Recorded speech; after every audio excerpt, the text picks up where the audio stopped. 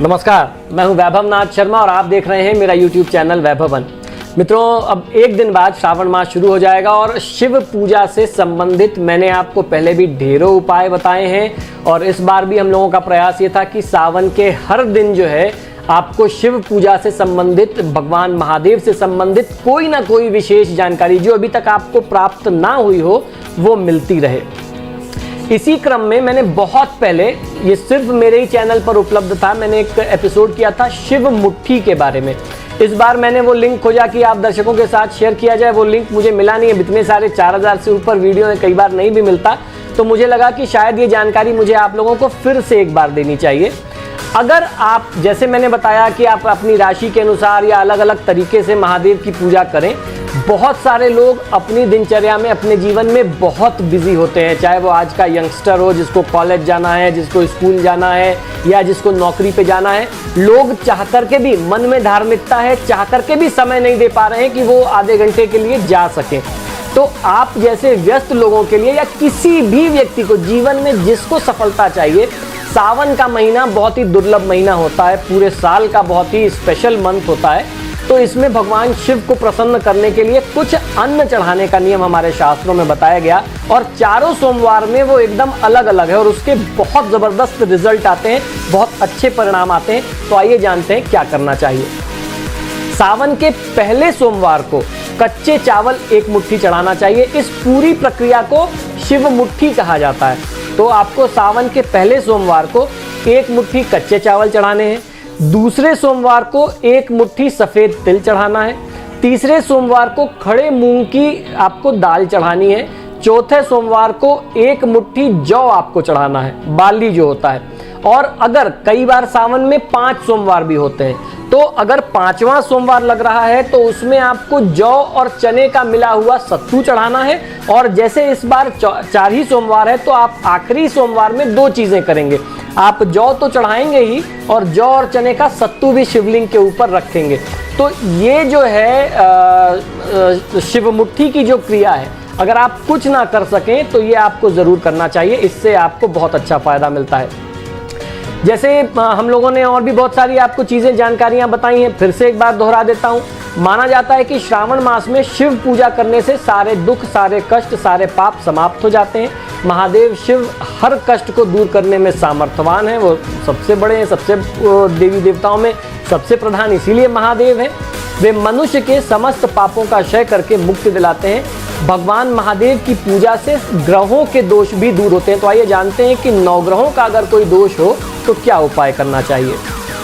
अगर किसी व्यक्ति की कुंडली में सूर्य ग्रह से संबंधित बाधा है तो विधिवत या पंचोपचार पूजन करने के बाद लाल यानी बैगनी आग के पुष्प आपको पत्तों के साथ महादेव को चढ़ाना चाहिए, समर्पित करनी चाहिए, या इनसे इसकी महादेव की पूजा करें इन चीज़ों से, तो सूर्य के दोष में लाभ मिलता है।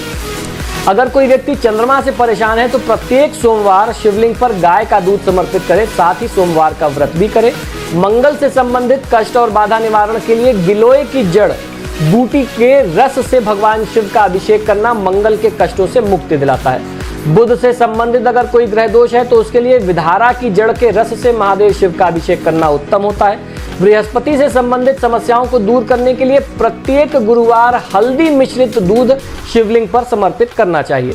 शुक्र ग्रह की अनुकूलता बनाए रखने के लिए पंचामृत और गाय के घी से भगवान शिव का यानी शिवलिंग का आप अभिषेक करें। शनि से संबंधित बाधाओं के निवारण के लिए गन्ने के रस और दही का पानी, छाछ जिसे कहते हैं, यानी दही में पानी डाल करके उसको अच्छे से आप मथ लीजिए, इससे महादेव शिव का आप अभिषेक करें। राहु केतु के कष्टों से मुक्ति के लिए कुशा और दूर्वा के जल को मिला करके भगवान शिव का अभिषेक करने से लाभ मिलता है। हमारे शास्त्रों में मनोरथ पूर्ति और संकट मुक्ति के लिए अलग अलग तरीके की धारा से महादेव शिव का अभिषेक करना बहुत ही शुभ बताया गया, आपको कई बार बता चुका हूँ।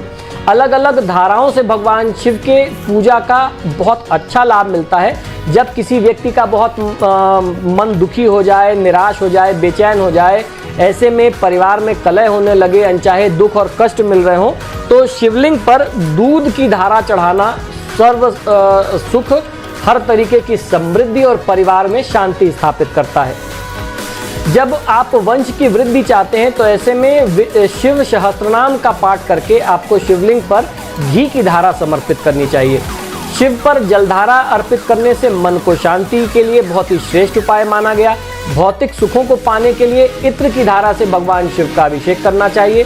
बीमारियों से मुक्ति पाने के लिए कुशा के जल और शहद से अभिषेक करना हमारे शास्त्रों में बहुत अच्छा बताया गया है। गन्ने की रस की धारा उससे अभिषेक करने से धन, सुख और आनंद की प्राप्ति होती है। तो अगर धन चाहिए तो आपको भगवान शिव का अभिषेक गन्ने के रस से करना होगा। ऐसा प्रमाण हमारे यहाँ शास्त्रों में, शिव पुराण में प्राप्त होता है। हर प्रकार की धाराओं से श्रेष्ठ है गंगा जल की धारा।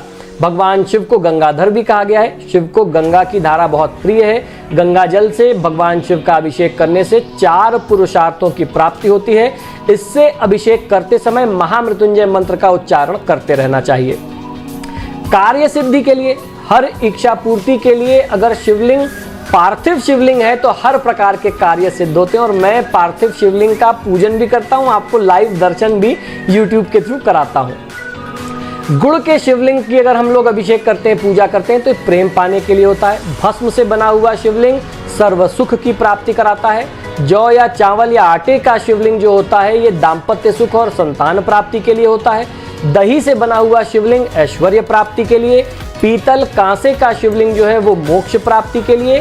शीशे का शिवलिंग जो है वो शत्रु संहार के लिए होता है। पारे का शिवलिंग जो है धर्म, अर्थ, काम और मोक्ष की प्राप्ति के लिए होता है। तो इस तरीके से आप शिवलिंग का लाभ ले सकते हैं, अलग अलग तरीके के शिवलिंग का। सावन के महीने में शिवलिंग की स्थापना और पूजा बहुत आवश्यक होती है। शिवलिंग जहां स्थापित होगा वहां आपको पूर्व दिशा की ओर मुख करके बैठना है। शिवलिंग के दक्षिण में आप कभी ना बैठें, इस बात का आपको ध्यान रखना है। दक्षिण में बैठ करके आपको अभिषेक नहीं करना चाहिए। दूध से अभिषेक करने पर परिवार में कलह, मानसिक पीड़ा इत्यादि में शांति मिलती है। घी से अभिषेक करने पर वंश वृद्धि होती है। इत्र से अभिषेक करने पर भौतिक सुखों की प्राप्ति होती है। जल धारा से अभिषेक करने पर मानसिक शांति मिलती है। शहद से अभिषेक करने पर परिवार में बीमारियों का अधिक प्रकोप नहीं रह जाता।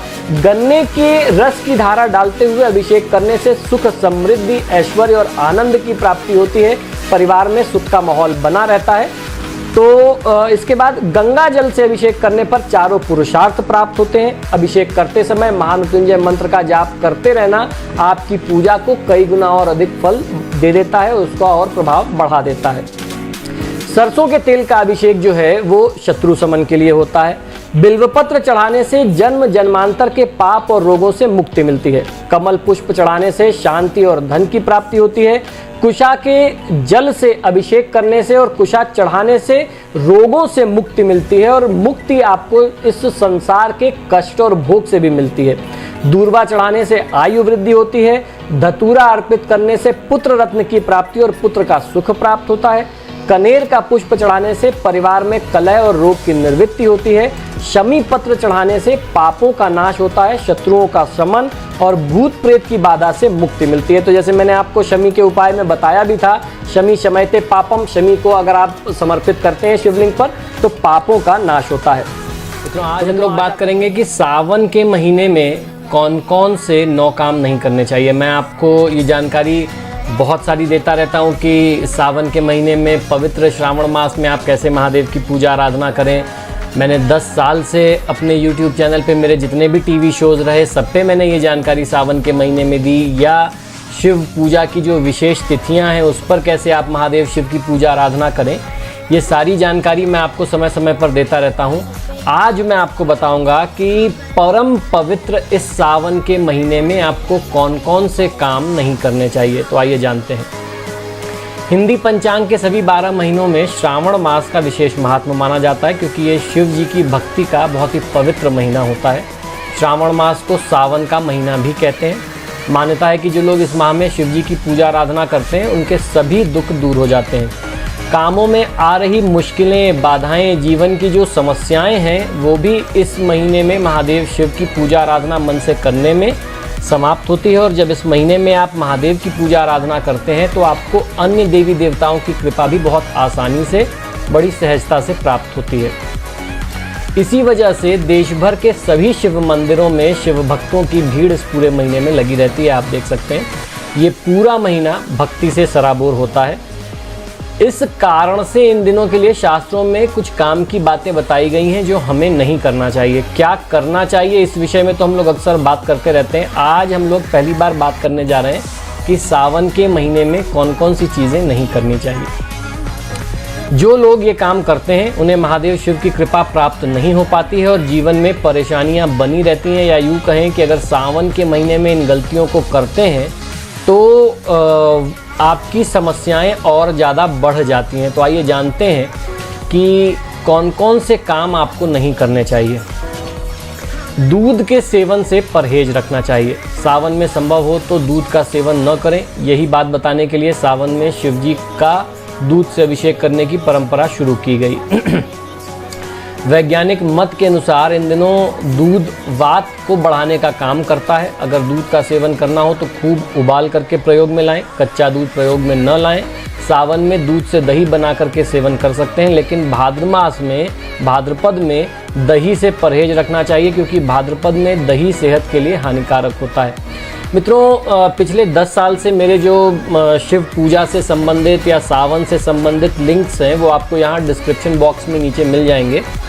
आप देखेंगे पिछले कुछ दिनों पहले एक मूवी आई थी पीके, जिसमें पीके में भी देवी देवताओं का बड़ा पूजा पाठ का बड़ा मजाक उड़ाया गया था। ओ माई गॉड में भी देवी देवताओं का पूजा का बहुत मजाक उड़ाया गया और उसमें सीधे तौर पर कहा गया कि आप लोग शिवलिंग पर दूध चढ़ाते हैं वो एक तरीके से बेकार जाता है, नालियों में बहता है, उसको क्यों ना किसी गरीब को पिलाया जाए, गरीब के पेट में जाए। एग्जैक्टली इसी तरीके के कुछ डायलॉग थे। मैंने इमीडिएटली उसके बाद एक टीवी शो किया था कि शिवलिंग पर दूध चढ़ाने का वैज्ञानिक आधार क्या है। वो लिंक भी आपको मिल जाएगी। आपको शॉर्ट में यहाँ बताता हूँ, डिटेल में देखना हो तो उसको आप देखिएगा। देखिए, सावन मास में बारिश से घास फूस खरपतवार बहुत ज़्यादा होते हैं। हम लोग देखते हैं चारों तरफ हरियाली छा जाती है और गायें जो हैं वो चरती हैं घास को, तो वो घास के साथ और तमाम सारी चीज़ें और भी जितनी घास खरपतवार जो उनके लिए हानिकारक भी होता है उसको भी चरती हैं। तो उसके रिएक्शन से वात बनता है, गैस बनता है। तो वो सब खरपतवार जो नहीं खाना चाहिए, उसको खाने के बाद जो दूध उत्पन्न होता है वो हमारे आपके लिए हानिकारक होता है। अब पहले पुराने प्राचीन काल में ऋषि मुनियों के समय में प्रचार प्रसार का माध्यम तो इतना था नहीं कि आपने टीवी में अनाउंस कर दिया रात में 8 बजे ये शो आना है। तो उस समय सांकेतिक आधार पर लोगों को बताया जाता था। तो उस समय ऋषि मुनियों ने ये नियम बनाया कि जब सावन का महीना आ जाए तो जो दूध है वो शिवलिंग पर आप चढ़ाना शुरू कर दीजिए। ये एक परंपरा बना दी गई जिससे आम जनमानस के बीच में ये मैसेज चला जाए कि ये दूध पीना नहीं है। अब गाय का दूध अगर नहीं निकाला जाएगा तो वो गाय के लिए स्वास्थ्य को नुकसान पहुंचा सकता है, उसके लिए हानिकारक है, तो दूध भी निकालना है। अब निकाल के करें क्या? तो ऋषि मुनियों ने उसका ये एक तोड़ निकाला कि इस दूध को शिवलिंग पर अभिषेक किया जाए। वो दूध पीने से बहुत ज़्यादा स्वास्थ्य संबंधी समस्याएं आ सकती हैं, इसलिए इसके पीछे पूरा साइंटिफिक लॉजिक है। ये यूं ही हमारे ऋषि मुनियों ने सिस्टम नहीं बनाया था। तो इस तरीके से अगर आपको किसी कंडीशन में वो दूध पीना हो, आपको यूज़ करना ही पड़ जाए, तो उसको खूब अच्छे से, जैसे आप नॉर्मल डेज में 1 उबाला देते हैं, उसको 4-5 उबाला दे दीजिए, तो उसका इम्पैक्ट जो है, नेगेटिविटी जो है थोड़ा सा कम हो जाएगी। फिर आप उसको प्रयोग में ले सकते हैं। दूसरी चीज़, मेरी सारी शिव पूजा की, सारी तो नहीं कहूँगा, शिव पूजा की लिंक्स तो 100 से ऊपर है। यहाँ कुछ 25-30 खास लिंक्स आपके लिए पड़ी हैं, उनको ज़रूर देखिएगा, वो आपके बहुत काम आ सकती हैं। दूसरा उपाय है, सावन में हरी पत्तेदार सब्जी साग खाना वर्जित होता है। स्वास्थ्य की रक्षा के लिए सावन में कुछ चीज़ों को खाना वर्जित बताया गया है। ऐसे में पहला नाम साग का आता है, जबकि साग को सेहत के लिए गुणकारी मानते हैं, आयरन से रिच मानते हैं, लेकिन सावन में साग खाना वात को बढ़ाने वाला होता है। इसीलिए जैसे जो मैंने गाय के केस में बताया, वात तत्व में ये वृद्धि कर देता है, इसलिए साग गुणकारी नहीं रह जाता। यही कारण है कि सावन में साग खाना वर्जित माना गया है। दूसरा कारण ये भी है कि इन दिनों कीट पतंगों की संख्या बहुत ज़्यादा बढ़ जाती है और साग के साथ घास फूस भी उगाते हैं जो सेहत के लिए बहुत ज़्यादा हानिकारक होते हैं। साग के साथ मिलकर के हानिकारक तत्व हमारे शरीर में ना पहुँचे, इसलिए साग खाने की मनाही इस महीने में सावन में की जाती है। तीसरा उपाय है कि सावन में बैगन खाना वर्जित है। सावन के महीने में साग के बाद बैगन भी एक ऐसी सब्जी है जिसे खाने में वर्जित माना गया। इसका धार्मिक कारण यह है कि बैगन को शास्त्रों में अशुद्ध कहा गया है। अगर बैगन देखेंगे उसका सही मायने में जो शाब्दिक अर्थ है वो बेगुन है, बिना किसी गुण के, उसमें कोई गुणकारी तत्व नहीं होते। यही वजह है कि कार्तिक के महीने में कार्तिक मास का व्रत रखने वाले व्यक्ति बैगन नहीं खाते हैं। वैज्ञानिक कारण यह है कि सावन में बैगन में कीड़े अधिक लगते हैं, इसलिए ऐसे में अगर आप बैगन खाते हैं तो स्वास्थ्य पर इसका बुरा प्रभाव होता है, इसलिए सावन में बैगन खाने से मनाही बताई गई। 5वां, बुरे विचारों से बचना चाहिए। सावन के महीने में किसी भी प्रकार के बुरे विचार से आपको बचना चाहिए। बुरे विचार जैसे दूसरों को नुकसान पहुंचाने के लिए योजना बनाना, अधार्मिक काम करने के लिए सोचना, स्त्रियों के लिए सोचना आदि आदि गलत काम, मैथुन वगैरह, इस प्रकार के विचारों से बचना चाहिए। अन्यथा शिव जी की पूजा में मन नहीं लग पाएगा, मन बेकार की बातों में ही उलझा रहेगा। शास्त्रों में स्त्रियों के लिए गलत बात सोचना महापाप बताया गया। सावन में अच्छे साहित्य या धर्म संबंधी किताबों का अध्ययन करना चाहिए, इससे बुरे विचार दूर होते हैं। तो ये बहुत आवश्यक है, आप गलत चीज़ों के बारे में न सोचें। 6, लोगों का आप अपमान न करें। सावन के महीने में इस बात का आप ध्यान रखें कि बड़े बुजुर्ग व्यक्ति, गुरु, भाई बहन, जीवन साथी, माता पिता, मित्र और ज्ञानी लोगों का आपसे जाने अनजाने अपमान न हो जाए। महादेव शिव के इस माह में अगर इस बात का आप पालन जरूर करते हैं तो आपको बहुत अच्छा लाभ मिलेगा, और पालन नहीं करने पर महादेव की कृपा प्राप्त नहीं हो पाती। शिव जी ऐसे लोगों से प्रसन्न नहीं होते जो इन लोगों का या किसी भी तरीके से किसी भी व्यक्ति का अपमान करते हैं या उनका दिल दुखाते हैं। ये सभी लोग हर स्थिति में सम्मान के पात्र हैं, हमेशा आपको इनका सम्मान करना चाहिए। 6वां उपाय है कि देर तक सुबह सोना नहीं चाहिए। पूजा के लिए सुबह का समय सबसे अच्छा रहता है, तो सुबह सुबह उठ करके पूजा करें। इस कारण यदि आप शिव जी की कृपा पाना चाहते हैं तो सुबह बिस्तर जल्दी छोड़ देना चाहिए, जल्दी जागें और स्नान आदि के कार्यों के बाद महादेव शिव की पूजा आराधना करें। यदि देर तक सोते रहेंगे तो इससे आलस्य बढ़ेगा। सुबह जल्दी उठने से वातावरण से स्वास्थ्य लाभ भी होता है। सुबह के समय में मन शांत रहता है और इस वजह से पूजा पूरी एकाग्रता से हो पाती है। एकाग्रता यानी कंसंट्रेशन से की गई पूजा ही आपको आपका पूरा फल दिलाती है, तो एकाग्रता के साथ ही आपको पूजा आराधना करना चाहिए। 7वां उपाय है कि मांसाहार के सेवन और प्रयोग से बचें। सावन के महीने में मांसाहार यानी नॉनवेज खाने से बचना चाहिए। नॉनवेज खाना बनाने के लिए जीव हत्या की जाती है। जीव हत्या पाप है। मांसाहार को छोड़ करके इस पाप से आपको बचना चाहिए। सावन के महीने में वर्षा ऋतु रहती है और आसमान में बादल छाए रहते हैं, इस कारण कई बार सूर्य और चंद्रमा दिखाई नहीं देते। सूर्य और चंद्रमा की रोशनी हम तक नहीं पहुंच पाती तो हमारी पाचन शक्ति कुछ कमज़ोर हो जाती है। यदि इन्हीं दोनों ग्रहों की रोशनी से पाचन शक्ति मजबूत होती है। नॉनवेज खाने को पचाने के लिए पाचन शक्ति का मजबूत होना बहुत आवश्यक है।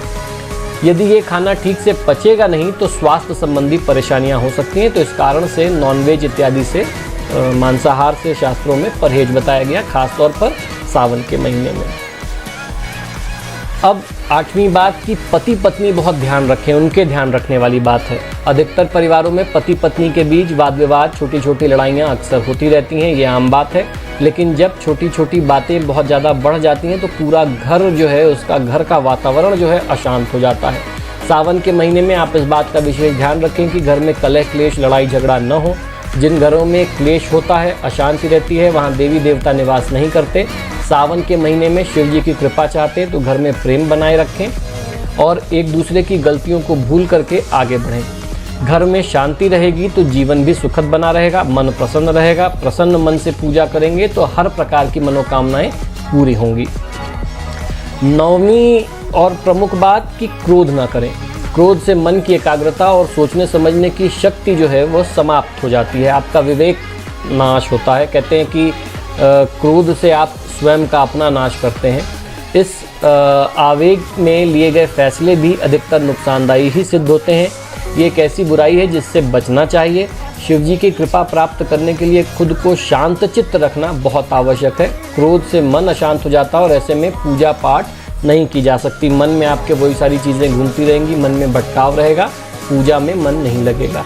तो ऐसे में जितना शांत चित्त होकर के पूजा पाठ करेंगे उतना आपके लिए उत्तम है। सावन के महीने में किए जाने वाले बहुत ही अचूक, बहुत ही चमत्कारी, बहुत ही प्रामाणिक उपायों के बारे में, ये उपाय आपके जीवन के दुख और कष्टों से आपको मुक्ति दिला सकते हैं।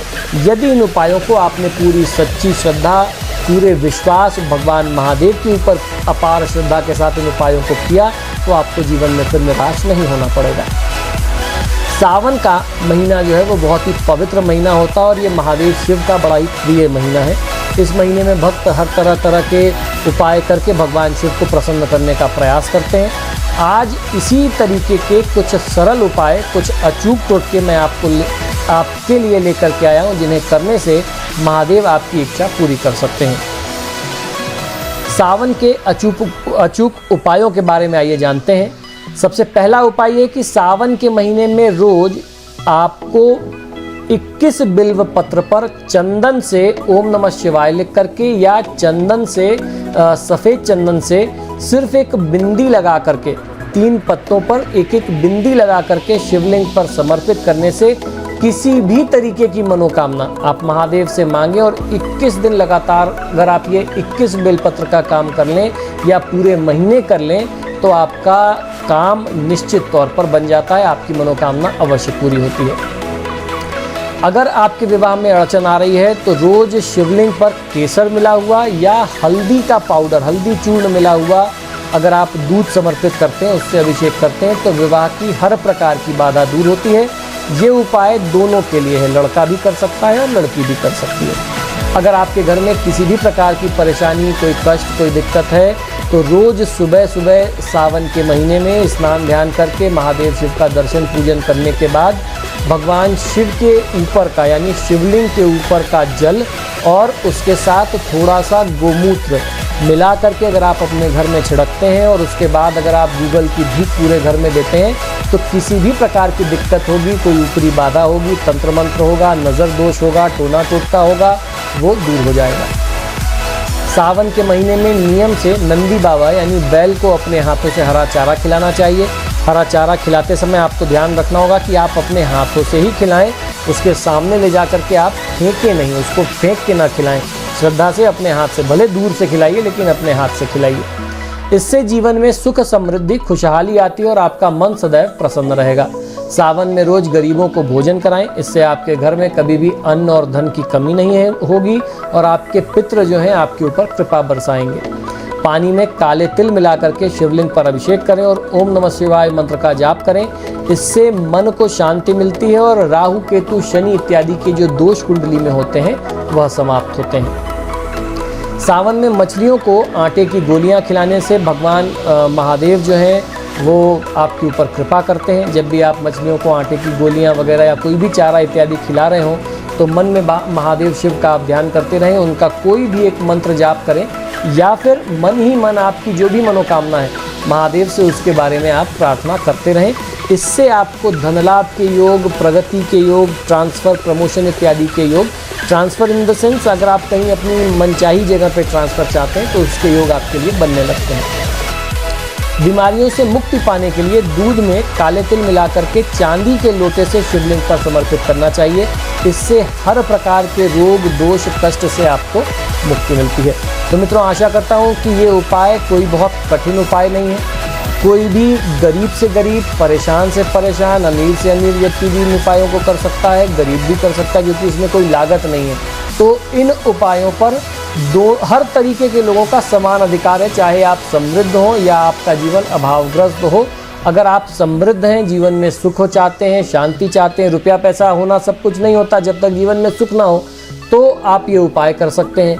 अगर जीवन में किसी तरीके का अभाव है, रुपए पैसे की कमी है और आप चाहते हैं कि रुपए पैसे आपको प्राप्त हो, ऐश्वर्य की प्राप्ति हो, तो भी आप ये उपाय करके ऐश्वर्य की प्राप्ति कर सकते हैं। तो मित्रों, आशा करता हूँ मैंने शिव पूजा में कई बार बताया कि केतकी का फूल, जिसे केवड़ा भी कहते हैं, केवड़े के फूल या केवड़े के इत्र वगैरह जो है महादेव शिव की पूजा में सम्मिलित नहीं किए जाते हैं, उसे नहीं चढ़ाना चाहिए। आज मैं आपको इसके पीछे की पौराणिक कहानी बताऊंगा, एक कथा, एक मान्यता बताऊंगा कि किस वजह से, किस कारण से या किस दिन, किस घटना के बाद से शिव पूजा में केतकी के फूल या जिसे केवड़ा कहते हैं उसका प्रयोग बंद कर दिया गया। तो क्यों नहीं लेते हैं शिव पूजा में केतकी के फूलों को, इससे जुड़ी हुई जो पौराणिक यानी शास्त्रीय कहानी है, आज उस बारे में हम लोग जानकारी करेंगे। हिंदू धर्म में देवी देवताओं के पूजन में सुगंधित पुष्प का बड़ा महत्व है। हम सभी देवी देवताओं को प्रसन्न करने के लिए पूजन में सुगंधित पुष्प का प्रयोग करते हैं। पर क्या आपको पता है कि महादेव शिव की पूजा में केतकी संस्कृत का शब्द है, हिंदी में इसे केवड़ा कहते हैं, तो केतकी के फूल का प्रयोग वर्जित है। आखिर ऐसा क्यों है? इसके बारे में हमारे धर्मशास्त्रों में एक कथा प्रचलित है जो इस प्रकार है। एक बार ब्रह्मा जी और विष्णु जी में विवाद छिड़ गया कि दोनों में श्रेष्ठ कौन है। ब्रह्मा जी सृष्टि के रचयिता होने के कारण श्रेष्ठ होने का दावा कर रहे थे और भगवान विष्णु पूरी सृष्टि के पालनकर्ता के रूप में स्वयं को श्रेष्ठ कह रहे थे। तभी वहाँ एक विराट ज्योतिर्मय लिंग प्रकट हुआ। दोनों देवताओं ने सर्वानुमति से यह निश्चय किया कि इस लिंग के छोर का पहले पता लगा लेगा जो भी व्यक्ति, उसे ही श्रेष्ठ माना जाएगा। अतः दोनों विपरीत दिशा में शिवलिंग का छोर ढूंढने के लिए निकल पड़े। छोर न मिलने के कारण विष्णु जी लौट आए। ब्रह्मा जी फिर भी सफल नहीं हुए, परंतु उन्होंने आकर के विष्णु जी से कहा कि वे छोर तक पहुंच गए थे। उन्होंने केतकी के फूल को इस बात का साक्षी बताया। केतकी के पुष्प ने भी ब्रह्मा जी के झूठ में उनका साथ दिया था। ब्रह्मा जी के असत्य कहने पर स्वयं भगवान शिव वहाँ प्रकट हुए और उन्होंने ब्रह्मा जी की आलोचना की। उन्होंने बताया कि आप झूठ बोल रहे हैं। दोनों देवताओं ने महादेव की स्तुति की। तब शिव जी बोले कि मैं ही सृष्टि का कारण, उत्पत्तिकर्ता और स्वामी हूँ।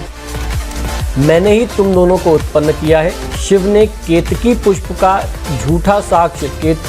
को झूठा साक्ष्य देने के लिए दंडित करते हुए कहा कि ये फूल मेरी पूजा में अब से उपयोग नहीं किया जा सकेगा। इसलिए शिव के पूजन में कभी भी केतकी के पुष्प यानी केवड़े के फूल, इत्र, द्रव्य इत्यादि नहीं चढ़ाए जाते। मेरी इच्छा थी कि मैं आपको केतकी का फूल दिखाऊं कि किस तरीके का होता है, लेकिन क्योंकि इस फ्रेम में हम लोग महादेव शिव को भी समर्पित किए हुए हैं, उनको भी आप देख रहे हैं कि महादेव शिव हमारे साथ हैं, उनका आशीर्वाद हम लोग के साथ पूरे सावन भर बना रहा। तो मेरी इच्छा थी कि मैं आपको दिखा सकूं ग्राफिकली कि केतकी का फूल ये होता है, लेकिन फिर मन में एक डर आ गया कि इस फ्रेम में महादेव शिव हैं, तो उनके साथ उनके यहाँ हमारे उपस्थित रहते मैं आपको इस फ्रेम में केतकी का पुष्प जो है वो शो नहीं कर पा रहा हूँ, दिखा नहीं पा रहा हूँ। अगर आप देखना चाहते हैं कि कहीं आपसे गलती ना हो जाए, जाने अनजाने आप उसे समर्पित ना कर बैठे, तो गूगल पर जा कर के केतकी फ्लावर करेंगे या केवड़ा फ्लावर करेंगे तो आपको वो ज़रूर दिख जाएगा। महादेव शिव की पूजा की सामान्य विधि, और किसी भी दिन इस विधि को किया जा सकता है, चाहे वो शिव पूजा की कोई भी विशेष तिथि हो, कोई भी सामान्य सोमवार हो, कोई विशेष सोमवार हो, जैसे सोम प्रदोष पड़ता है, भौम प्रदोष पड़ता है, या प्रदोष की तिथि हो, या फिर सावन का महीना हो, नागपंचमी हो। शिव पूजा के किसी भी डेट में, किसी भी तिथि में इस छोटी सी विधि से, छोटी सी प्रोसेस से आप महादेव की पूजा आराधना करके 100% पूरा फ़ायदा ले सकते हैं। तो क्या करना है आइए जानते हैं। जिस भी दिन महादेव शिव का आप पूजन करना चाहते हो, उस दिन सुबह स्नान आदि से नित्य कर्मों से निवृत्त होकर के पवित्र हो जाएं, साफ सुथरे वस्त्र धारण कर लें। इसके बाद घर के मंदिर में ही या घर के आसपास के किसी भी शिव मंदिर में चले जाएं। मंदिर पहुंच करके भगवान शिव के साथ माता पार्वती और नंदी देवता को गंगा जल या पवित्र जल से उनको आप स्नान कराएं, उनका अभिषेक करें, जल समर्पित करें। जल अर्पित करने के बाद शिवलिंग पर चंदन, चावल यानी अक्षत, बिल्वपत्र, आंकड़े यानी धतूरे के फूल जो होते हैं या जिसको मदार के फूल कहे जाते हैं, ये चढ़ाने के साथ साथ धतूरा 1 या 2 पीस जरूर चढ़ाना चाहिए। पूजन में महादेव शिव से सभी प्रकार की परेशानियों को दूर करने के लिए, समस्त बाधाओं से मुक्ति के लिए जो मंत्र मैं बताऊं वो मंत्र आपको डिस्क्रिप्शन में भी मिल जाएगा। पहला मंत्र तो ओम नमः शिवाय, ये तो बहुत आसानी से लोग जानते हैं। दूसरा मंत्र जो है वो जब आप मदार के फूल माला चढ़ाते हैं तो उस मंत्र का प्रयोग बहुत आवश्यक हो जाता है। ये मंत्र है मंदार मालाम कलितालकायै कपाल मालाम कितशेखरायै दिव्यांबरायै च दिगंबरायै नमः शिवायै च नमः शिवाय। तो इस मंत्र के साथ भगवान शिव पर अभिषेक अभिषेक करना, जल समर्पित करना, दूध समर्पित करना, और उसके बाद बेलपत्र, मदार के फूल, माला, मदार का पत्ता, मदार के फल जो हैं वो सब सारी चीज़ें, धतूरा मदार का ही फल है, ये सब सारी चीज़ें महादेव पर समर्पित करना बहुत ही चमत्कारी होता है। अगर आप किसी भी परिस्थिति में इस मंत्र का जाप नहीं कर सकते हैं तो महामृत्युंजय मंत्र, ओम नमः शिवाय, ओम दारिद्र दुख दहनाय नमः शिवाय, या इसके अलावा और भी कोई मंत्र अगर आप जानते हो महादेव शिव से संबंधित तो उसका आपको पाठ करना चाहिए। और अगर किसी भी परिस्थिति में कोई मंत्र आप नहीं बोल सकते हैं, उसके बावजूद आपके मन में कोई विशेष कामना है, कोई समस्या है जिसके लिए आप महादेव की पूजा कर रहे हैं, तो उस कामना को महादेव से आपको निवेदित करना चाहिए। आप जल चढ़ा रहे हैं, प्रभु मेरे बच्चे का ट्रांसफ़र नहीं हो पा रहा है, उसकी पढ़ाई में बाधा आ रही है, आप इस तरीके से अपनी मनोकामना अगर बोलेंगे तो उससे भी आपको फ़ायदा मिलेगा। तो अगर आप कुछ ना कर सकें, कोई मंत्र उच्चारित ना कर सकें, तो अपनी कामना आपको कम से कम ज़रूर बोलते हुए भगवान शिव का अभिषेक करना चाहिए। तो मित्रों, जब आप ये अभिषेक वगैरह कर लें तो पूजा में भगवान महादेव को घी, शक्कर या मिठाई का भोग समर्पित करें। इसके बाद धूप दीप से महादेव की आरती ज़रूर करें। देसी घी के दीपक से और कपूर के दीपक से आरती ज़रूर करनी चाहिए। इतनी सी छोटी सी विधि आप करके किसी भी शिव पूजा की तिथि में महादेव को प्रसन्न कर सकते हैं। और ये बहुत ही सरल विधि होने के साथ साथ बहुत ही प्रभावशाली है, बहुत ही इफेक्टिव है। हर कोई, चाहे वो कितना समृद्ध हो, चाहे वो कितना भी दरिद्र हो, इसमें कोई बहुत बड़ी चीज़ नहीं है। आपको कहीं नहीं कहा गया कि 16 उपचार, 16 पदार्थ से आपको उनकी पूजा करनी है। कुछ नहीं मिलता है, सिर्फ एक लोटा जल आप ले लीजिए, वो भी आपको घर से लेके नहीं जाना है। आप मंदिर जाएंगे, वहाँ आपको लोटा भी मिल जाएगा, वहाँ जल भी मिल जाएगा। तो इस विधि से कोई भी व्यक्ति महादेव को प्रसन्न कर सकता है। आपके भाव शुद्ध होने चाहिए, आपके विचार शुद्ध होने चाहिए। आप जिस निमित्त कर रहे हैं वो आपका भाव जो है वो बहुत शुद्ध और पवित्र होगा, तो महादेव तत्काल आपकी सुनवाई कर लेंगे। तो मित्रों, आशा करता हूँ कि ये छोटी सी सरल सी विधि आपको जो पसंद आई, आप लोगों को निश्चित ही इसका फ़ायदा मिलेगा। अभी तो सावन का महीना चल ही रहा है, आप इसमें इसका फ़ायदा ले सकते हैं। और सावन के महीने के बाद भी आप जब भी चाहें इस प्रयोग को करके इसका लाभ लिया जा सकता है। रावण द्वारा रचित महान पंडित, प्रकांड विद्वान और पंडित, रावण द्वारा रचित या रावण द्वारा वर्णित शिव पूजा के 8 बहुत ही अचूक और महाचमत्कारी सरल टोटके। भगवान शिव की पूजा से जुड़े कुछ ऐसे सरल टोटके हैं जो आपके जीवन की विघ्न, बाधाओं को, समस्याओं को बहुत आसानी से दूर कर सकते हैं। आवश्यकता है इन उपायों को, इन टोटकों को पूरी श्रद्धा के साथ और पूरे नियम के साथ करने की। तो आइए जानते हैं क्या हैं ये टोटके। अगर आप जीवन में अनेक प्रकार की बाधाओं से परेशान हैं, बार बार काम बिगड़ रहा हो, तो भगवान शिव का अभिषेक किसी भी शुभ तिथि में, शिव पूजा की तिथि में सरसों के तेल से कीजिए। इससे आपके काम का विघ्न भी दूर होगा और आपके शत्रुओं की जो बाधा है, शत्रु जो आपके काम को बिगाड़ रहे हैं, उससे भी आपको मुक्ति मिल जाएगी। दूसरा, जिन दंपत्ति के संतान नहीं है, यानी जिन कपल्स को संतान नहीं है, जो चाइल्डलेस कपल हैं या जिनकी संतान अधिक दिनों तक जीवित नहीं रह पाती है या जन्म के तुरंत बाद ही मृत्यु हो जाती है, वे शिवरात्रि पर भोलेनाथ को गाय का घी अवश्य चढ़ाएं और शुद्ध मन से प्रार्थना करें। महादेव शिव आपकी मनोकामना अवश्य पूरी करेंगे। तीसरा, अगर आप आर्थिक समस्याओं से पीड़ित हैं, धन का व्यय अधिक हो रहा हो या बीमारियों के उपचार में बहुत अधिक धन लग रहा हो, तो शिवरात्रि पर भगवान शिव को गन्ने का रस समर्पित करें। गन्ने का रस चढ़ा करके अभिषेक करके उससे आप पूजन करते हैं। पूजन के बाद प्रसाद के रूप में फल वितरित करते हैं, तो आपको आर्थिक समस्या जो है उससे मुक्ति अवश्य मिल जाएगी, धन लाभ अवश्य होगा। चौथा, जो लोग व्यापार करते हैं या राजनीतिक, समाज सेवा, लेखन, भाषण जैसे क्षेत्र से जुड़े हुए हैं, जो सीधे जनता से संबंधित है, वे शिवलिंग पर जलधारा चढ़ाएं। जलधारा भगवान शिव को विशेष रूप से प्रिय है। यह व्यक्ति के जीवन में यश कीर्ति लेकर के आती है। पांचवा है, चिकित्सा, औषधि आदि क्षेत्रों से संबंधित लोगों को भगवान शिव को गाय का कच्चा दूध समर्पित करना चाहिए। भगवान शिव जीवन और मोक्ष दोनों के दाता हैं।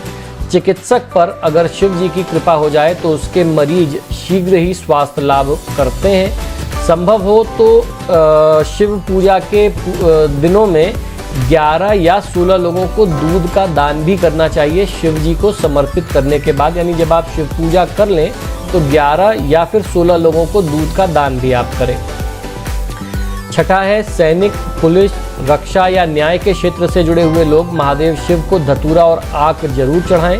शिव जी का एक हाथ सज्जनों को वरदान देता है तो दूसरा त्रिशूल के माध्यम से दुष्टों को दंड भी देता है।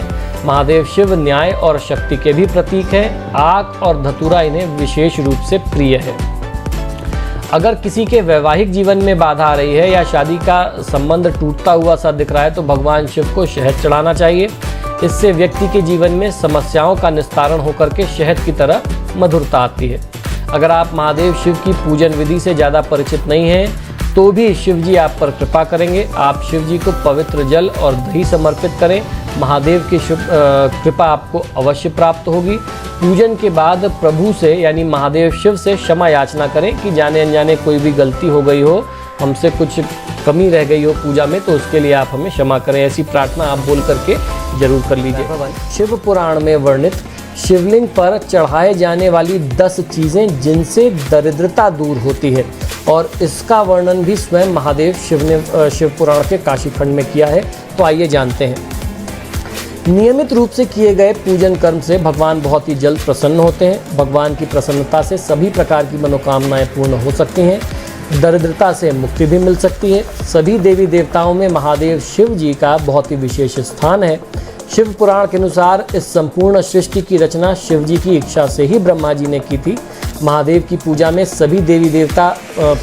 सभी देवी देवता प्रसन्न होते हैं और कुंडली के अशुभ ग्रह दोष जो हैं वो शांत होते हैं।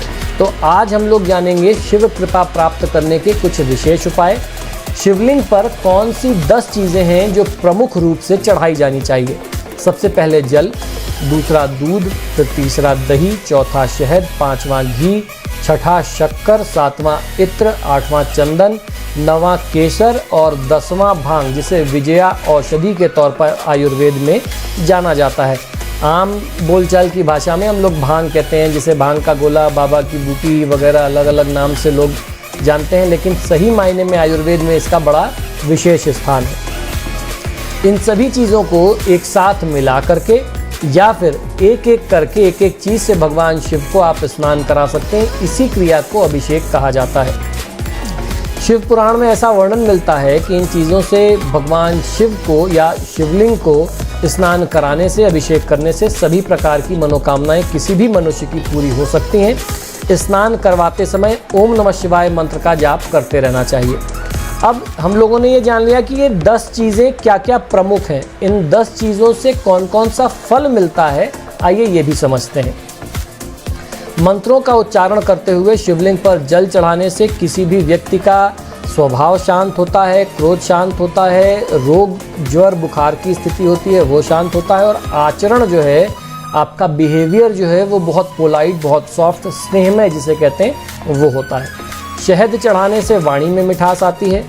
दूध अर्पित करने से हर प्रकार की सुख और समृद्धि, ऐश्वर्य मिलता है। उसके साथ साथ स्वास्थ्य भी उत्तम रहता है।